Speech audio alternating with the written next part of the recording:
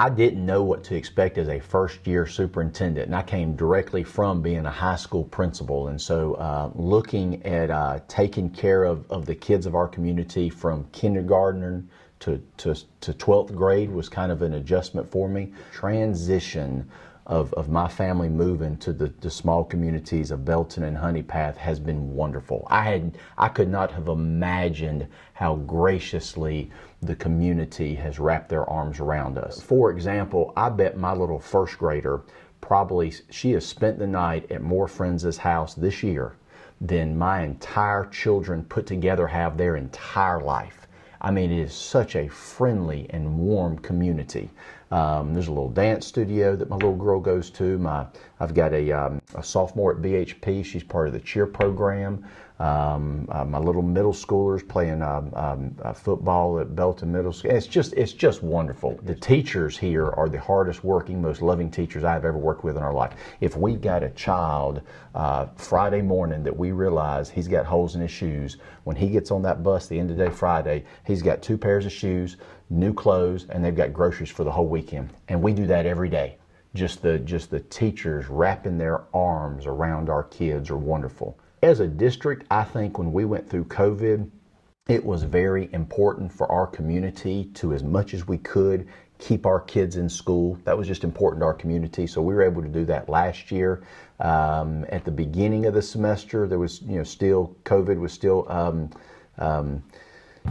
very impactful, I guess, nationwide and certainly in our community. But we only had 9 families. We did a survey last summer. We only had 9 families that even expressed an interest to having an online option. Everyone else wanted to come to school, which I think was a real benefit to our kids. We just got our advanced placement scores back 2 days ago. We had the highest passage rate we have ever had in the district. It was above both national and state averages, which we are very grateful. I think that shows an incredible amount of dedication and hard work from our teachers and from our students.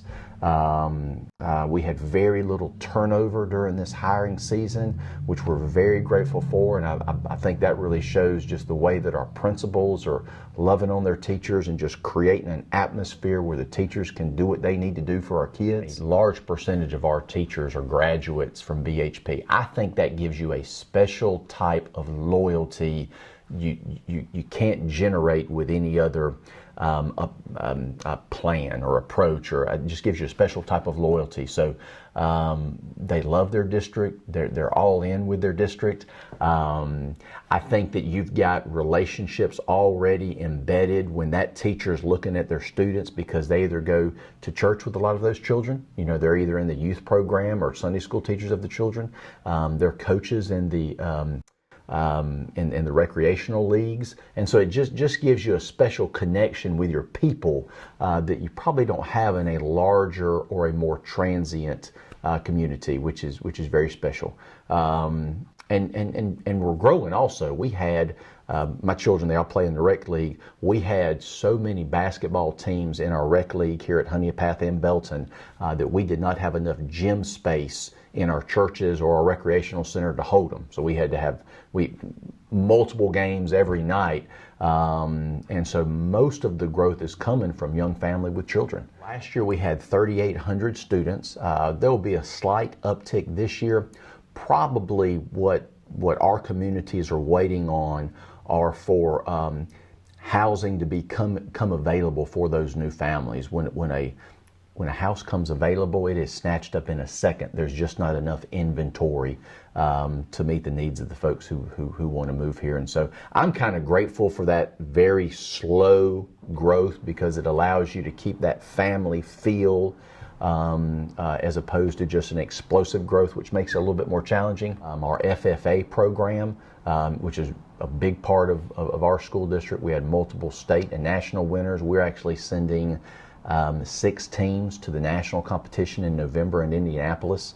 And so all those extracurricular activities were really able to crank up and provide an opportunity for our kids to get outside and to get involved in something other than school. We talk to our kids that and I try to be real intentional when we talk to our parents. If the only thing your child does is wake up and goes to school and goes to class and then come home, that they're probably missing out on some of the most enjoyable parts of school, which are those extracurricular activities and those clubs. We've got a book club at BHP that I get to go to every Thursday morning, and we started out with 7 or 8 students, and by the end of the year we had 25 or 30. And it's just a volunteer book club for kids who want to read books with their teachers and talk about them. I think they do better academically, and I think they also just have a higher quality experience in school. And anytime you go to a place, in this instance we're talking about school, and you're looking forward to something, you're just going to be more engaged. You're just going to apply yourself a little bit more because you're enjoying what you're doing, or you're at least looking forward to something. We're installing hitting facilities for our softball and our baseball programs. We are updating or replacing the HVAC system in Marshall Primary and in Belton Middle School. By the end of next year, we will have replaced all the HVAC systems throughout the entire district. We're repainting most of the interior of all of our gyms in our district, and at our high school, we're redoing the floor. We're repouring a floor for our lobby area, which is probably the biggest event center in our entire community, and then also repainting the entire gymnasium. So they'll notice an update for that for our student athletes. One of the things, and this is not a facility thing, we've noticed that our students need more support for just their social and emotional health. And this year we're hiring 2 mental health counselors that are going to be in-district employee. In the past, we've contracted with the Department of Mental Health, and they've been wonderful partners with us, but they're not part of our school family, and we don't have access to them the way that our students or our teachers need. So we're bringing on board 2 mental health counselors that are going to serve our students every day throughout the school year, and we're excited about providing that support for our students. We've got 30 teachers that are going through their national board certification. They completed year 1 last year, and they'll be completing year 2, which is the culmination of their national board certification. And as a district, we are funding that entire certification process for those teachers. And that process really prepares teachers to reflect on their own teaching, what is most effective practices, and making sure the students are learning and achieving at the level they need to, and just making sure that their delivery with that instruction is engaging as it can be, because all of our students learn differently. So a big challenge is, once you know the content, is what different ways do my students need me to teach this information so that they're engaged and so they retain it, and so they're able to connect that content with real world stuff. And so we've got 30 teachers who have volunteered. We do after school classes that are led by some of our current national board teachers, and they'll be finishing up that process this year. We have a leadership program for our students, and so I meet with our high school students and our middle school students once during the fall and once during the spring, just to get their input on ways that we can meet their needs better and make schools more engaging. So I'm excited about learning from them and spending time with them. And we also have a group of men. We began this at the end of this year.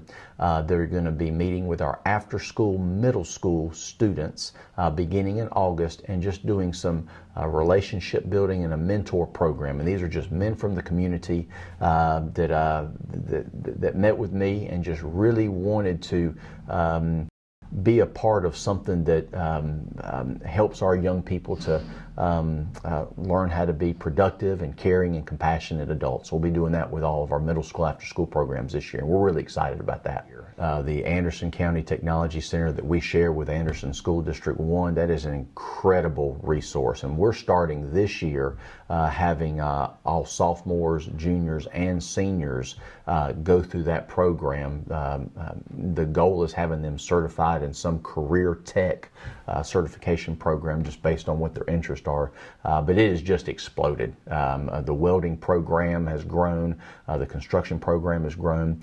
There's actually a media program that has a radio portion of it, that they produce a radio show every week, and the kids absolutely love that. When you go into that facility and see all the production booths, and I can't even talk anymore intelligent thing about it than that, it is state of the art. It looks like you're going into a something in downtown Greenville that's producing a TV show. It's pretty phenomenal. So what Miss Holly Harrell does, who's the director of that Anderson County Technology Center, does is second to none. We're very grateful for that resource. Some of the goals that we have is to continue to establish strong foundational literacy skills for our students. Last year, we began a comprehensive literacy program from kindergarten to second grade, and we're extending that to third grade so that all of our K through third grade classes are teaching best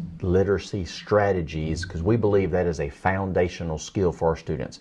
To be honest with you, every class is a reading class. You just change the books.